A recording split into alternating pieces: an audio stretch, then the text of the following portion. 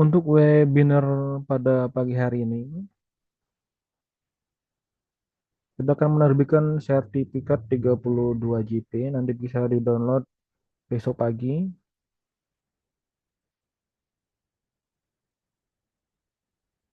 Nanti besok pagi ada dua sertifikat yang akan terbitkan ya, webinar kita minggu kemarin dengan Jumat ini. Nanti kita terbitkan sekaligus di malam yang bisa di-download pada besok pagi hari.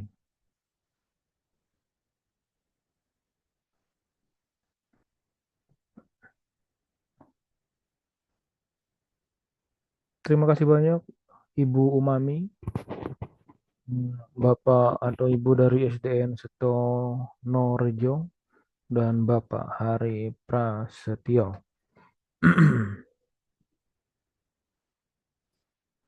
Untuk pagi hari ini kita awali dengan ya Ibu Umami. Terima kasih Ibu Umami dari SMP 2 Bangsal. Nanti untuk link presensi akan kita bagikan di tengah webinar Bapak Ibu. Izinkan saya share screen. Sebelum kita mulai webinar kita pagi hari ini, saya akan sedikit menjelaskan mengenai pengelolaan kinerja bagi Bapak Ibu yang belum membuat pengelolaan kinerja yang terbaru, di mana kemarin kita akan menggunakan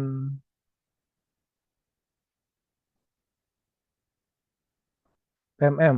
Nah, kalau sekarang udah di ruang kolaborasi GTK.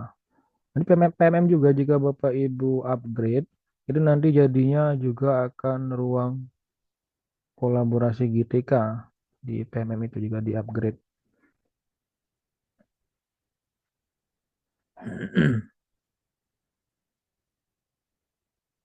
Jadi di handphone kita itu wajib ada dua aplikasi.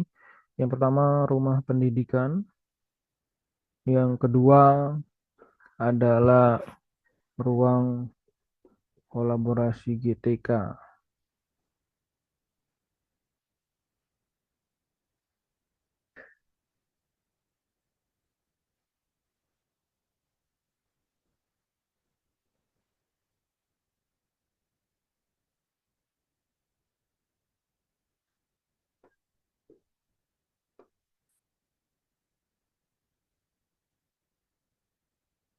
Sebelum kita memulai webinar kita, saya akan sedikit menjelaskan cara pengisian pengolahan kinerja di ruang GTK. Kalau kemarin kan kita masih pakai Ekin Bapak Ibu ya, Ekin BKN. Cuman sekarang Ekin BKN tidak bisa membuat rencana lagi karena sudah langsung disinkron di pengolahan kinerja di guru.kemdikbud.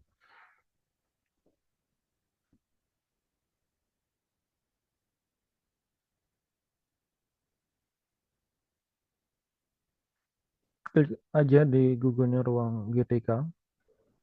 Ini sebenarnya hampir mirip dan sama, hanya tampilannya aja yang dirubah dari PMM, namun ada beberapa yang dibatasi, seperti pelatihan mandiri udah nggak bisa. Dan juga untuk webinar juga sudah itu Bapak Ibu ya, udah belum bisa dibuka, dibuat lagi webinar. Makanya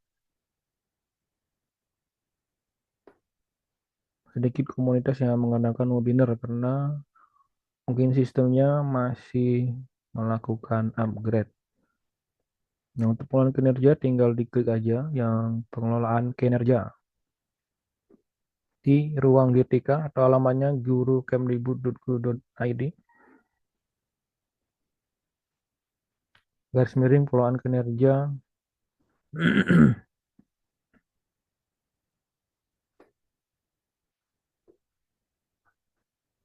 strip kinerja.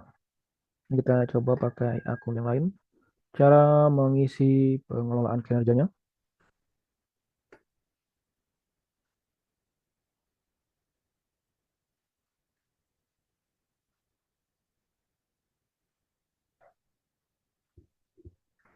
Cuma dengan catatan Bapak Ibu ya, pengelolaan kinerja bisa diisi jika sudah dibuka oleh kepala sekolah. Nah, jika masih belum bisa diisi, berarti belum dibuka oleh kepala sekolahnya. Langkah pertama, ganti periode. Nah, ini Bapak Ibu ya di pojok. Nah, mohon maaf Bapak Ibu jika Bapak Ibu sudah mengisi. Ini hanya sebagai penjelasan bagi yang belum. Ganti periode.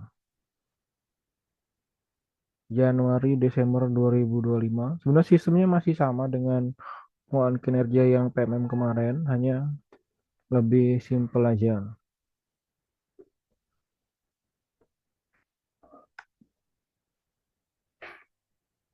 Setelah itu, sebagai pegawai, setelah sebagai pegawai, klik guru, kemudian sebagai pegawai, kemudian mulai.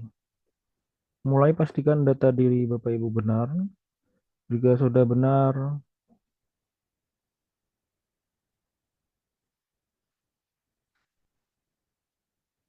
silakan disimpan. Data sudah sesuai, data sudah benar.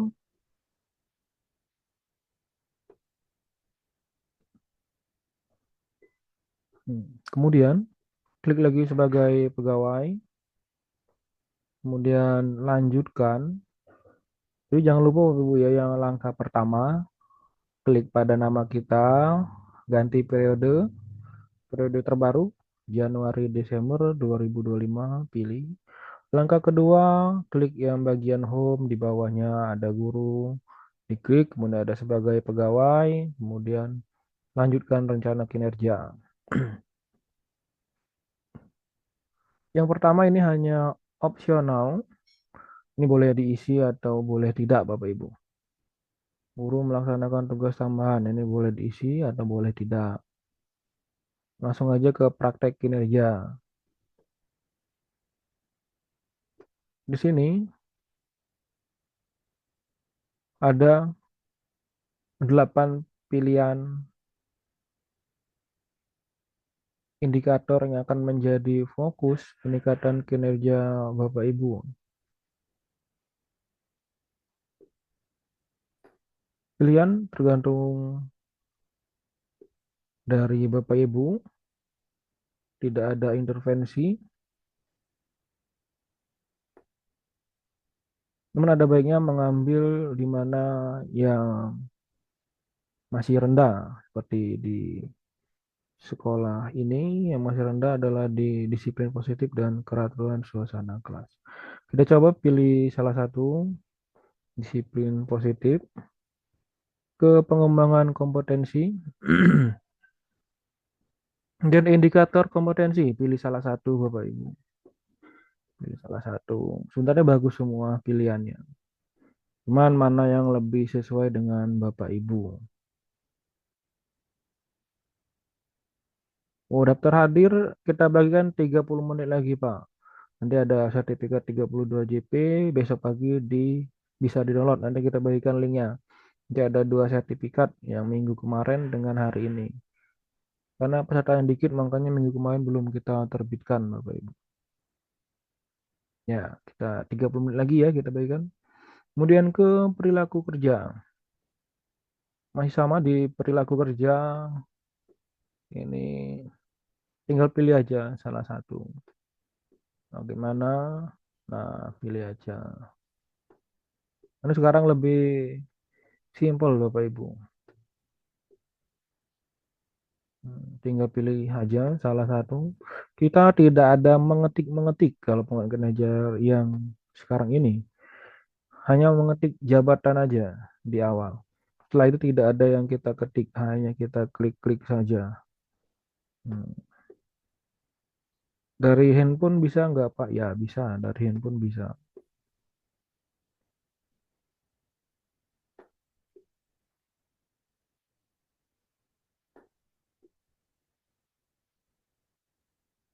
Bagi yang belum, ya masih bisa hari ini, tanggal 31 Januari.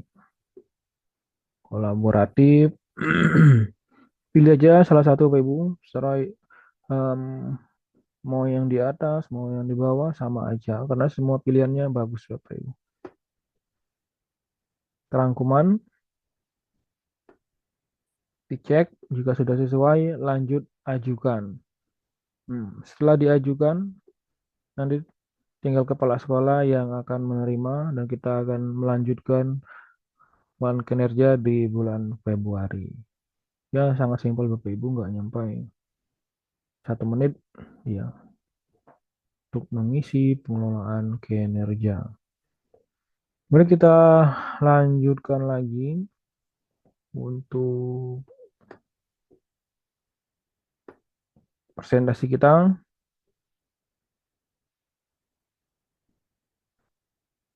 Izinkan saya ini share screen-nya masih ya Bapak Ibu ya.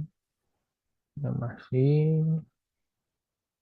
Sebelum kita mulai kita akan membahas dulu namanya prinsip pembelajaran orang dewasa.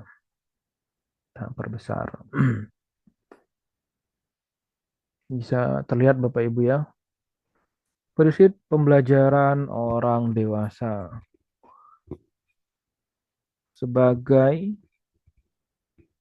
seorang pelatih untuk pendidik peserta pelatihan yang Anda hadapi adalah orang dewasa. Sebelum membuat pelatihan, penting bagi Anda mengetahui prinsip orang dewasa dalam belajar atau adult learning. Nah, udah direkam. Kita lihat dulu pengaturannya Bapak Ibu.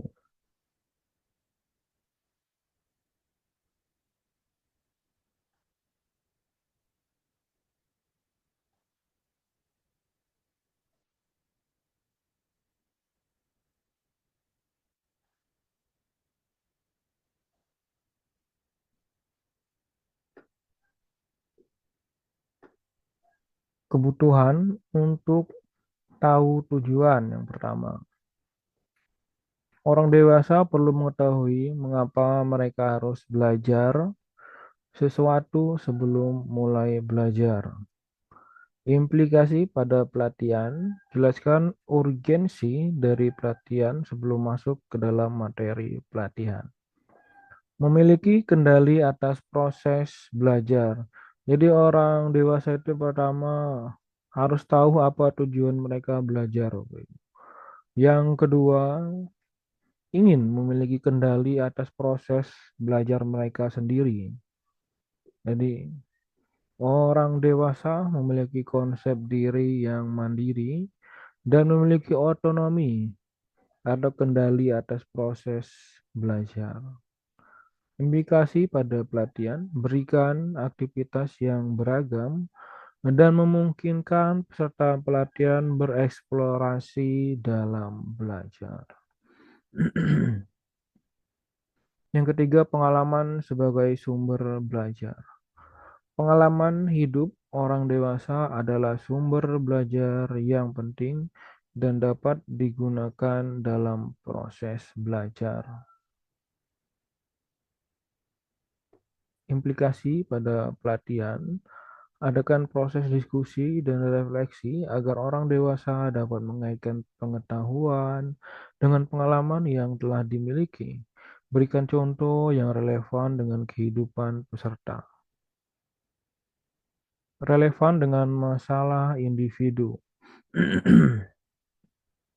Implikasi pada pelatihan, tambahkan contoh berupa studi kasus atau masalah yang relevan dengan kondisi peserta. Jadi tambahkan masalah-masalah yang relevan dengan kehidupan sehari-hari Bapak Ibu ya. Orientasi pembelajaran.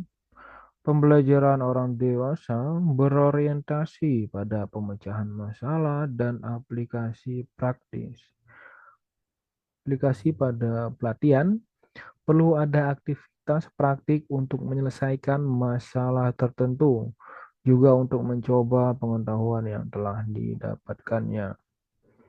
Berikutnya, motivasi internal. Nah, ini teori Dian Gazen. Motivasi internal.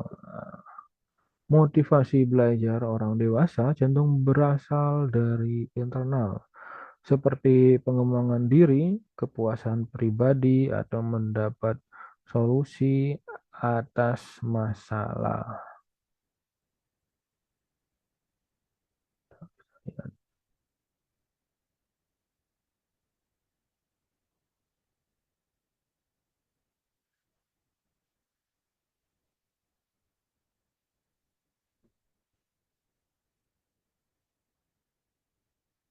Sampai di sini ada yang ditanyakan, Bapak Ibu? Jika tidak, kita lanjutkan.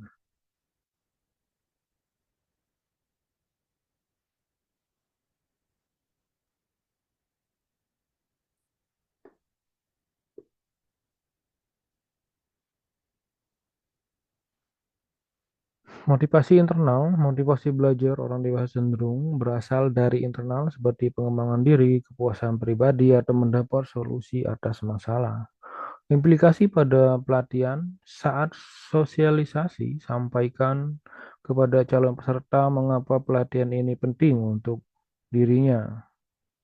Tahap ini penting agar calon dewasa terpacu untuk mengikuti pelatihan.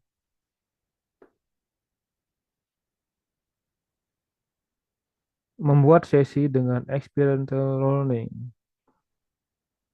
yaitu concept experience, reflection observation, abstract conceptualization, active experiment. Experimental learning adalah pendekatan pembelajaran yang menggabungkan pengetahuan keterampilan dengan pengalaman langsung. Konsep ini dapat menjadi panduan Anda dalam membuat sesi pelatihan menggunakan prinsip belajar orang dewasa. Concert experience atau pengalaman nyata terlibat aktif dalam pengalaman nyata, baik pengalaman baru atau yang sudah pernah dialami. Reflective observation atau observasi refleksi merefleksikan pengalaman yang dialami pada proses sebelumnya. Abstract conceptualization atau konseptualisasi yaitu merumuskan ide, pengetahuan konsep, atau pemberian materi. Active eksperimen implementasi mencoba pengetahuan atau keterampilan yang didapatkannya. Nah, jadi adalah contoh pembelajaran orang dewasa. Kita lanjutkan. Berikutnya ada platform teknologi terbaru yang diluncurkan oleh Kemendikbudrismen yaitu Rumah Pendidikan.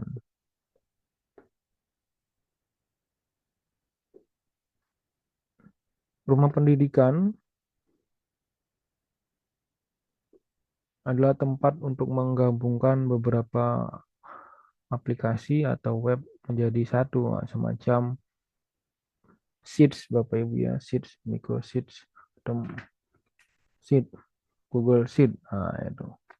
Dia menggabungkan beberapa link pada satu wadah yang namanya Rumah Pendidikan. Nah, kalau untuk ruang GTK, nah jika Bapak Ibu masih ada PMM di HP-nya, itu di update aja, nanti langsung berubah namanya menjadi ruang GTK. Dan ruang GTK juga adalah salah satu aplikasi atau link yang tergabung di rumah pendidikan. Di rumah pendidikan ini adalah semacam microlink. Nah, kalau kita bisa pakai kan SID ya, cuman ini lebih canggih. Ini semuanya tergabung di sini, baik Siplah dan lain-lain, rapor pendidikan dan lain-lain, semuanya terdapat di rumah pendidikan.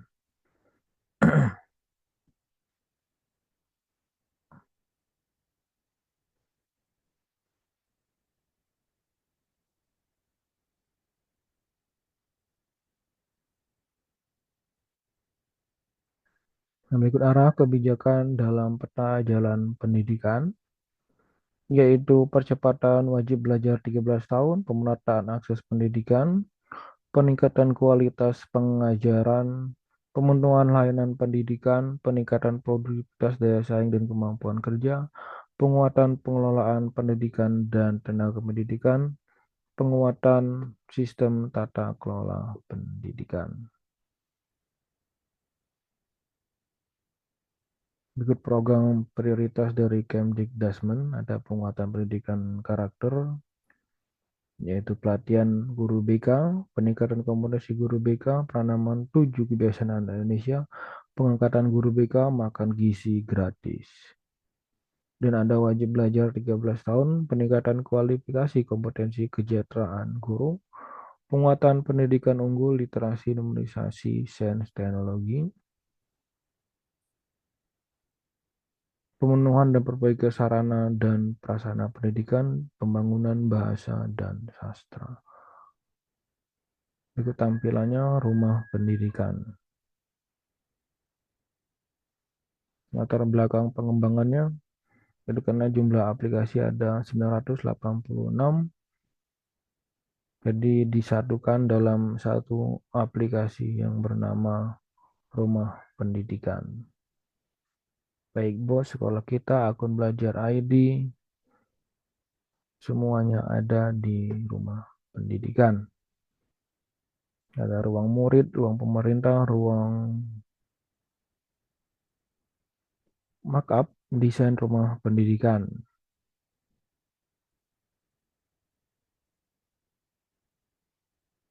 Desain platform rumah pendidikan, ini bisa di-download di HP-nya Bapak Ibu dan dicoba. Ruang pendidikan dapat membantu GTK untuk berkembang dan sejahtera memanfaatkan layanan dari platform Merdeka Mengajar atau PMM. Rumah pendidikan memberikan murid sarana belajar yang mendukung deep learning atau pembelajaran mendalam. Rumah pendidikan membantu sekolah dalam perencanaan pengambilan keputusan dan evaluasi kegiatan yang lebih tepat guna. Pengembangan layanan prioritas sekolah kita, bangun sekolah unggul, memberikan makanan bergizi, dan yang ketiga, makan bergizi, program prioritas Kemendikbudrismen.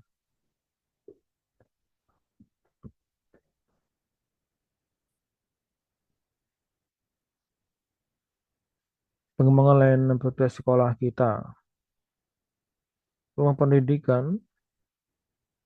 Nah, ini merupakan sebuah fitur menyediakan akses profil sekolah, data dasar, serta informasi umum lainnya. Rumah pendidikan mendukung penguatan bahasa Indonesia agar dikenal dan dapat dimanfaatkan dengan baik. Ruang bahasa, ada ruang bahasanya. Ada pengembangan layanan prioritas ruang bahasa, mengintegrasi dan memperkuat platform digital bahasa Indonesia sehingga lebih dikenal dan dimanfaatkan. Layanan-layanan telah tersedia di ruang bahasa KBBI, Bahasa Indonesia, uji kemahiran. Rumah pendidikan mendukung pemerintah dalam merumuskan kebijakan berbasis data.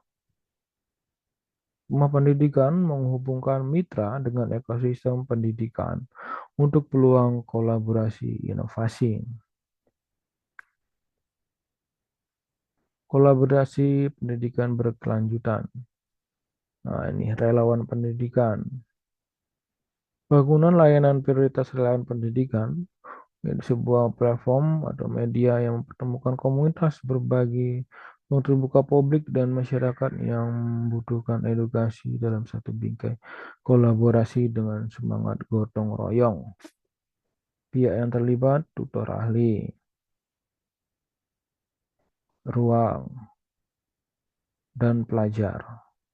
Tutor ahli terdiri dari ahli di bidang, guru, komunitas, pelaku sosial, instansi, pekerja di bidang tertentu. Ruang sekolah, perpus, ruang meeting, ruang terbuka, rumah, balai, dan lain-lain. pelajar-pelajar mahasiswa, masyarakat, anggota, anak-anak, ibu rumah tangga. Rumah pendidikan melibatkan masyarakat publik untuk berkontribusi aktif dalam mendukung ekosistem pendidikan yang holistik. Bapak Ibu jika ada yang ditanyakan, silakan raise hand aja. Rumah pendidikan mendorong partisipasi orang tua melalui pantauan capaian murid dan dukungan belajar di rumah. Peta Jalan Rumah Pendidikan 2025-2029. Rencana Integrasi Layanan Digital Pendidikan Tahap 1 2025. Murid, sumber belajar, bangsa, rapor pendidikan, riwayat pendidikan. Nah, itu sudah ada semua. Ketika itu pengelolaan kinerja sekolah, profil sekolah, bahasa, pemerintah, informasi integritas neraca pendidikan, mitra kolaborasi pendidikan, relawan pendidikan, informasi Dudi, publik, orang tua, panduan pendampingan, dukungan belajar, konsultasi pendidikan. Jadi yang warna hijau adalah akan dikembangkan, kalau yang biru telah tersedia. Kalau murid, akun pendidikan udah ada, akun belajar ID-nya udah ada. GTK sudah ada, pelatihan mandiri, LMS, akun pendidikan.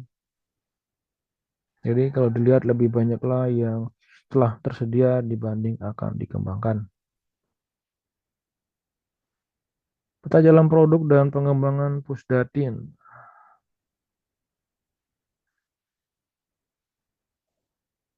Nah, ini Pusdatin 2025, yang sebelahnya Pusdatin 2026.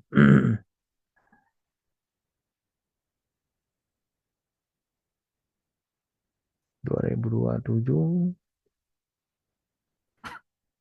PAN 2029. Untuk mencapai seluruh tujuan rumah pendidikan sebagai pusat ekosistem, perlu memulai sejumlah fase pengembangan secara optimal. Fase 1, pengembangan platform. Fase kedua, penguatan ekosistem. Fase ketiga, implementasi kapabilitas transaksional.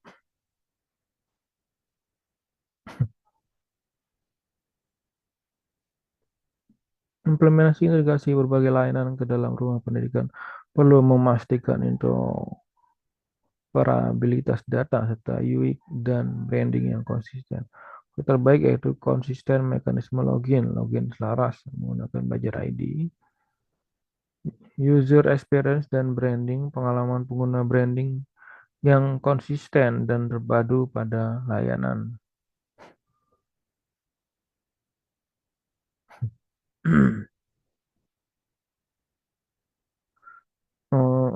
Untuk persesinya akan kita bagikan 10:45.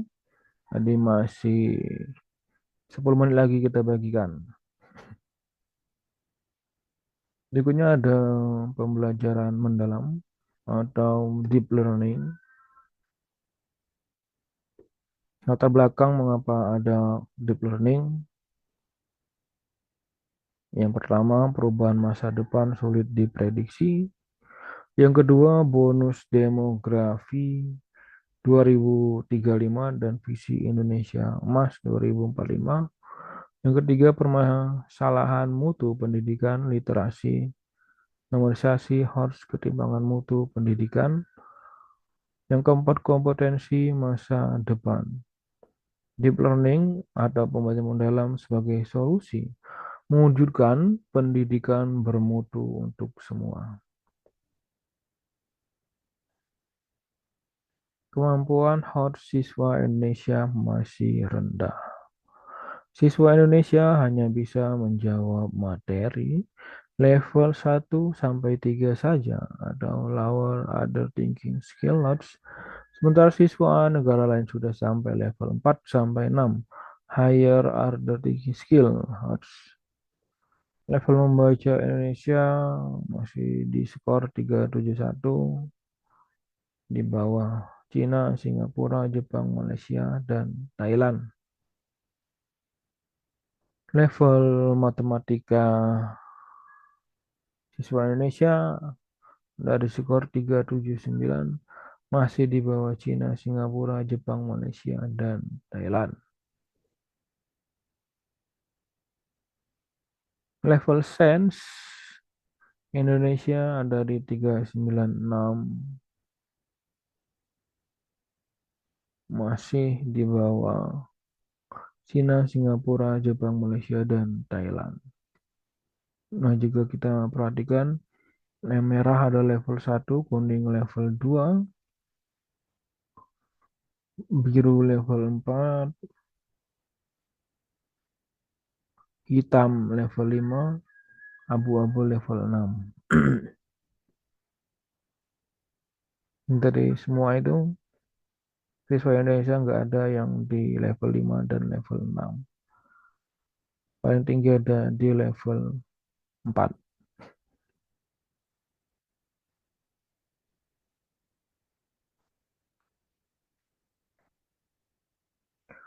Tujuan dan ruang lingkup naskah akademik. Tujuan memberikan landasan kebijakan Kemendikbud terkait deep learning, menyediakan acuan pengembangan program, sumber daya, dan infrastruktur, mendiskusikan kerangka kerja strategi implementasi deep learning. Ruang lingkup ada konsep akademik deep learning dengan prinsip berkesadaran, bermakna, dan menggembirakan. Ada yang biasa kita sebut mindful learning, meaningful learning, dan joyful learning. Faktor pendukung infrastruktur SDM, kebijakan untuk jenjang pendidikan dasar dan menengah, distribusi tugas fungsi unit utama. Apa pembelajaran mendalam? Definisi deep learning merupakan pendekatan yang memuliakan dengan menekankan pada penciptaan suasana belajar dan proses pembelajaran berkesadaran mindful, bermakna meaningful, dan menggembirakan joyful. Melalui olah pikir intelektual, olah hati etika, olah rasa estetika, dan olahraga kinestetik secara holistik dan terpadu. Pembelajaran mendalam sebagai solusi. Pembelajaran mendalam yaitu berkesadaran, mindful learning, bermakna meaningful, mengembirakan joyful. Olah pikir, olah hati, olah rasa, olahraga, mewujudkan 8 dimensi profil lulusan. Kalau dulu namanya ada profil pelajar Pancasila yang terdiri dari 6 dimensi. Kalau sekarang namanya profil lulusan yang terdiri dari 8 dimensi. Yang pertama, keimanan dan ketakwaan terhadap Tuhan Yang Maha Esa. Individu yang memiliki keyakinan teguh akan keberadaan Tuhan serta menghayati nilai-nilai spiritual dalam kehidupan sehari-hari. Yang kedua, kewarganegaraan. Individu yang memiliki rasa cinta tanah air, mentaati aturan dan norma sosial dalam kehidupan bermasyarakat, memiliki kepedulian, tanggung jawab sosial, serta berkomitmen untuk menyelesaikan masalah nyata yang terkait keberlanjutan manusia dan lingkungan. Berikutnya 3 dan 4 ada penilaian kritis, individu yang mampu berpikir secara logis, analitik, dan reflektif dalam memahami, mengevaluasi, serta memproses informasi untuk menyelesaikan masalah. Berikutnya ada kreativitas, individu yang mampu berpikir secara inovatif, fleksibel, dan original dalam mengolah ide atau informasi untuk menciptakan solusi yang unik dan bermanfaat. Dimensi yang kelima, kolaborasi. Individu yang mampu bekerja sama secara efektif dengan orang lain secara gotong royong untuk mencapai tujuan bersama melalui pembagian peran dan tanggung jawab. Yang keenam, kemandirian. Individu yang mampu bertanggung jawab atas proses dan hasil belajarnya sendiri dengan menunjukkan kemampuan untuk mengambil inisiatif, mengatasi hambatan, dan menyelesaikan tugas secara tepat tanpa bergantung pada orang lain. Yang ketujuh, ada individu yang memiliki fisik yang prima, bugar, sehat, dan mampu menjaga keseimbangan kesehatan mental fisik, mewujudkan kesejahteraan lahir dan batin. Nah, ini dimensi yang ketujuh ini termasuk baru Bapak Ibu, yaitu dimensi kesehatan. Ntar kita copy link presensinya.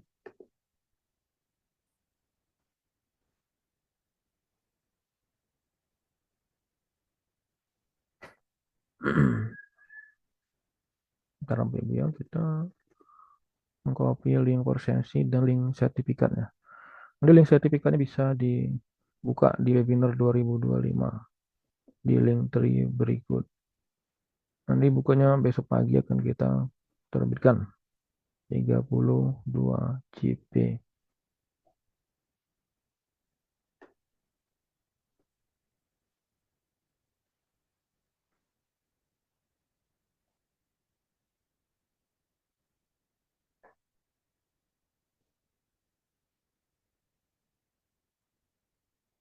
Grup WA, oh kita tidak ada grup WA Pak, karena kita pakai Telegram karena pesertanya banyak jadi pakai Telegram dan juga agar tidak terjadi spam.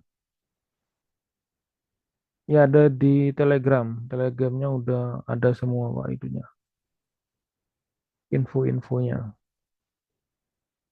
Ini kita bagikan ya, bentar ada itu Telegramnya. Nah, kita cari. Ini infonya selalu seputar pendidikan selalu kita kirim di Telegram kita. Kita dulu di mana ini?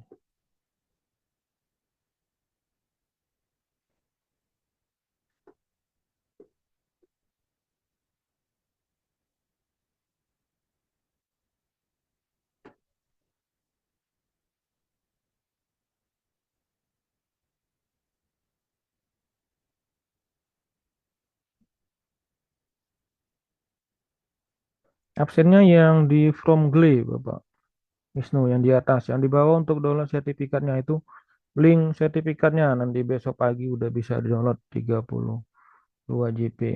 Ah, untuk materi ya akan kita bagikan juga di untuk di Telegram kita juga udah banyak sebenarnya materinya udah kita kirim terus di Telegram.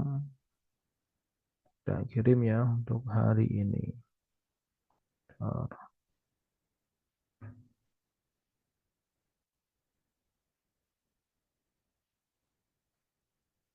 itu untuk Telegramnya dan semua apa sertifikatnya tidak berbayar ya, gratis. Nah, absennya di ya yang di atas ini, yang from Glee-nya. Kalau yang bawahnya itu link download sertifikatnya, yang link tree-nya. Hmm. https from Glee W39 itu untuk persensi. Kalau link tree sertifikat PMM itu link download sertifikatnya atau microsite untuk download sertifikatnya.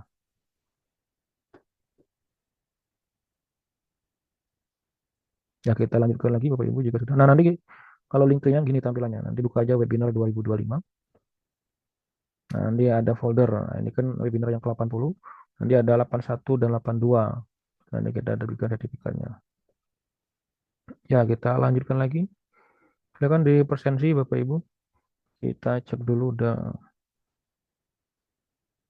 ada yang masuk belum.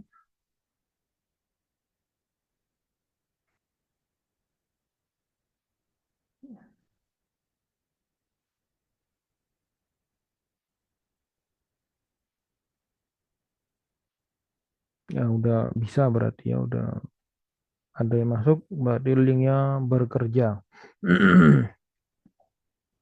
Nah, silakan Bapak Ibu yang baru bergabung diisi presensinya. Dan untuk link download sertifikatnya dikirim ke WA yang lain. Nanti besok pagi dibuka, kita terbitkan sertifikatnya. 32 GB free. Nah, kalau yang mau gabung di link Telegram kita bisa, nanti info-info seputar pendidikan selalu kita update di sini.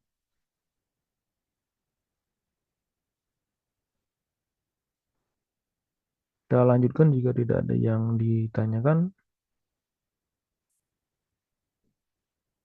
Nah, untuk dimensi tadi, sekarang namanya bukan profil pelajar Pancasila lagi, namanya profil lulusan yang terdiri dari 8 dimensi profil lulusan, pengetahuan kesehatan dan komunikasi.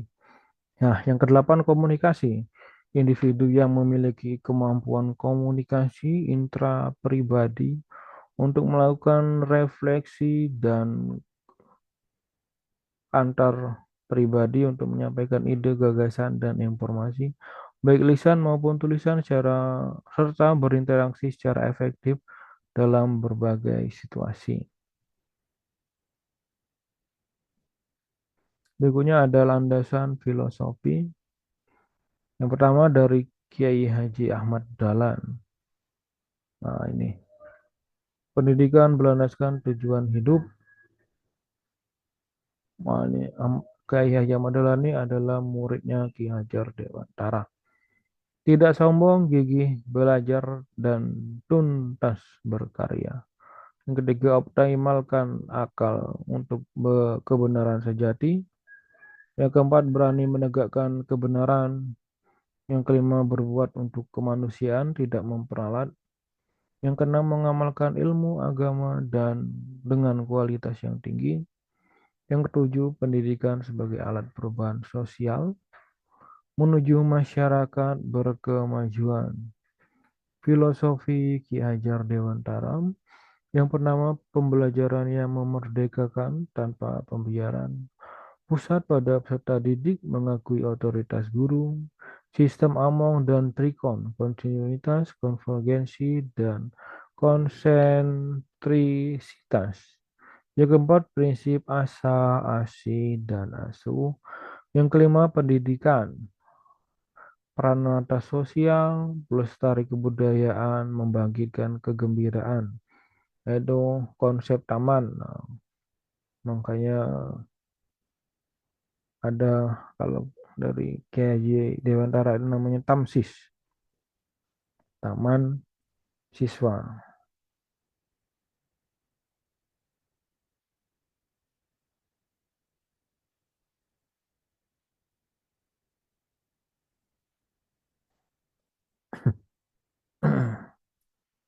Kemudian ada landasan teoritis, teori pembelajaran mendalam dan pembelajaran dangkal, Marton dan Sajo, 1976, 1970.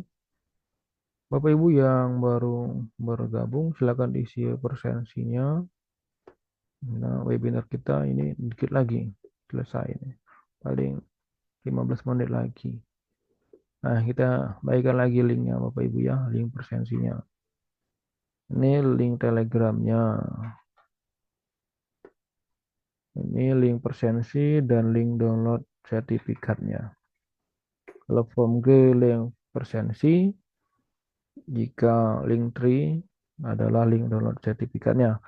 32 JP bisa di-download besok pagi dan tidak ada biaya sama sekali dan tidak ada donasi. Berikutnya 1990 dan 2000-an, konstruktivisme, project based learning, keterampilan abad 21. Integrasi teknologi isu global literasi digital 2010 sampai sekarang.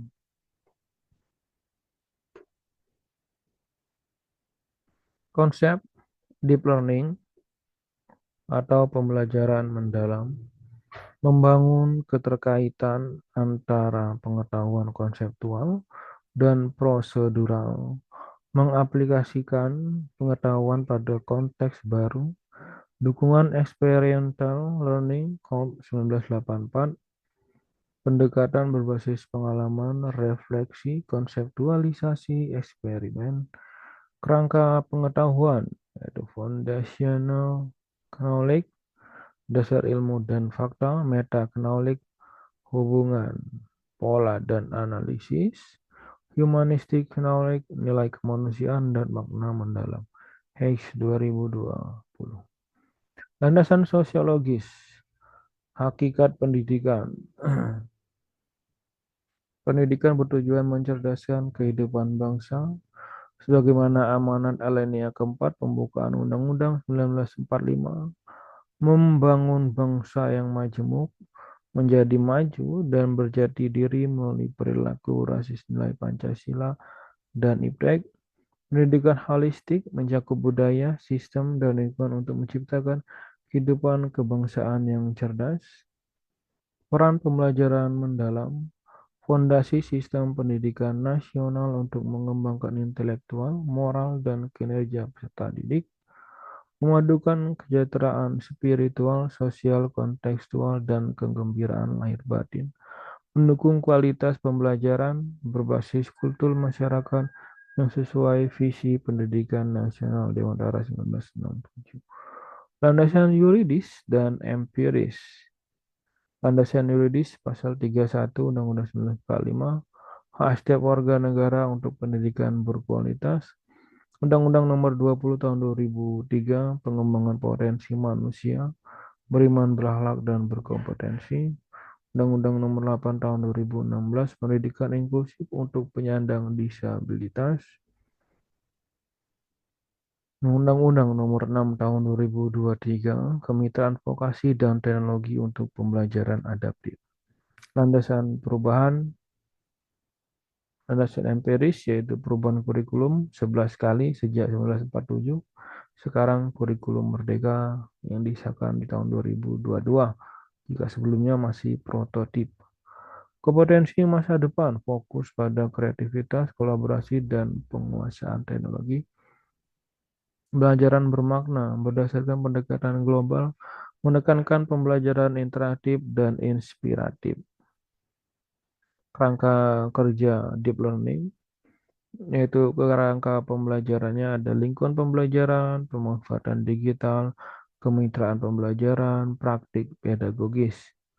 Kemudian ada pengalaman belajarnya, yaitu merefleksi, memahami, dan mengaplikasi. Kemudian ada prinsip pembelajarannya, ada meaningful, mindful, dan joyful, atau bermakna, bersadaran, dan mengembirakan. Berikutnya ada dimensi profil lulusan, ada 8, ada keimanan dan ketakwaan, kewarganegaraan, penalaran kritis, kreativitas, kolaborasi, kesehatan, kemandirian, dan komunikasi. Itulah kerangka dari deep learning atau pembelajaran mendalam. Nah, prinsip pembelajarannya ada berkesadaran, pengalaman belajar peserta didik yang diperoleh ketika mereka memiliki kesadaran untuk menjadi pembelajar yang aktif dan mampu meregulasi diri. Peserta didik memahami tujuan pembelajaran, termotivasi secara intrinsik untuk belajar, serta aktif mengembangkan strategi belajar untuk mencapai tujuan. Berikutnya ada bermakna. Peserta didik dapat menerapkan pengetahuan ke dalam situasi nyata. Proses belajar peserta didik tidak hanya sebatas memahami informasi, penguasaan konten, namun berorientasi pada kemampuan mengaplikasi pengetahuan. Menggembirakan. Pembelajaran yang menggembirakan merupakan suasana belajar yang positif, menantang, menyenangkan, dan memotivasi rasa senang dalam belajar, membantu peserta didik terhubung secara emosional, sehingga lebih mudah memahami, mengingat, dan menerapkan pengetahuan. Pengalaman belajar ada mengaplikasikan, merefleksi, dan memahami. Nah, berikut taksonomi Solo dan Bloom, pembelajaran mendalam dan pembelajaran dasar. Pengalaman belajar jika memahami, yaitu tahap awal peserta didik untuk aktif mengkonstruksi pengetahuan agar dapat memahami secara mendalam konsep atau materi dari berbagai sumber dan konteks. Pengetahuan pada fase ini terdiri dari pengetahuan esensial, pengetahuan aplikatif, dan pengetahuan nilai dan karakter. Mengaplikasi ada pengalaman belajar yang menunjukkan aktivitas peserta didik, mengaplikasi pengetahuan dalam kehidupan secara kontekstual, pengetahuan diperoleh oleh peserta didik melalui pendalaman pengetahuan. Merefleksi yaitu proses di mana peserta didik mengevaluasi dan memaknai proses serta hasil dari tindakan atau praktik nyata yang telah mereka lakukan. Tahap refleksi melibatkan regulasi diri atau self-regulation sebagai kemampuan individu untuk mengelola proses belajarnya secara mandiri, meliputi perencanaan, pelaksanaan, pengawasan, dan evaluasi terhadap cara belajar mereka. Berikutnya ada kerangka pembelajaran, ada praktik pedagogis, yaitu strategi mengajar yang dipilih oleh guru untuk mencapai tujuan belajar dalam mencapai dimensi profil lulusan.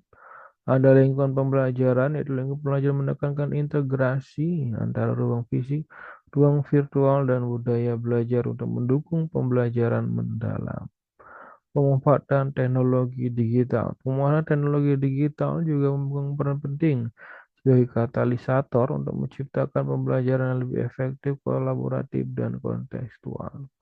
Kemitraan pembelajaran. Kemitraan pembelajaran atau learning partnership membentuk hubungan yang dinamis antara guru, peserta didik, orang tua, komunitas, dan mitra profesional. Berikut elemen ekosistemnya ada Kemendikbudristek, Dinas Pendidikan, Satuan Pendidikan, kemudian ada guru dan siswa, kurikulum, asesmen, dan pembelajaran yang dikelilingi oleh keluarga, masyarakat, teknologi media, dan mitra studi. Transformasi peran guru dalam ekosistem deep learning itu jika dalam piramid porsinya paling besar, yaitu dimulai dari pemerintah, pemerintah daerah, kepala sekolah, dan guru, di mana porsi guru terletak di bagian yang paling luas. Guru sebagai aktivator, guru sebagai kolaborator, guru sebagai culture builder. Tahapan pembelajaran mendalam, sosialisasi, identifikasi pemenuhan kebutuhan, uji coba, evaluasi hasil, penerapan pembelajaran mendalam secara meluas, refleksi, dan tindak lanjut. Rekomendasi strategisnya yaitu penetapan pembelajaran mendalam sebagai fondasi utama, penerapan pembelajaran mendalam pada setiap jenjang pendidikan, perubahan profil pelajar Pancasila menjadi profil lulusan dengan 8 dimensi, penyelesaian antara peraturan perundang-undangan, pengalokasian 10% dari jam mengajar untuk deep learning interdisipliner, penataan ulang materi esensial, dan CP. Rekomendasi strategisnya ada program pelatihan, ada PPG, ada menambahkan BK, pendidikan nilai dan pola pikir bertumbuh growth mindset pada PPG, revitalisasi musik guru inti, master teachers di setiap klaster satuan pendidikan, pemudaan komunitas belajar, pengurangan beban mengajar. Berikutnya ada rekomendasi strategis, penyiapan dan peningkatan kapasitas Kementerian Kepala Sekolah, peningkatan kapasitas supervisi pengawas, penyusunan buku guru dan siswa, pemanfaatan teknologi digital, pengembangan asesmen formatif dan sumatif, penyusunan panduan mekanisme dan prosedur monitoring dan evaluasi deep learning.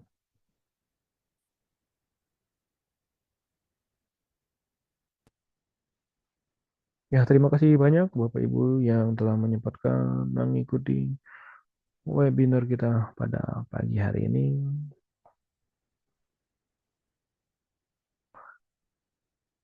Jika ada yang ingin tanyakan, silakan Bapak Ibu. Sebelum kita akhiri, karena ini di hari Jumat, udah pukul 11. Ada yang mau tanyakan? Silakan dipersensi Bapak Ibu. Nanti sertifikatnya bisa di-download besok pagi.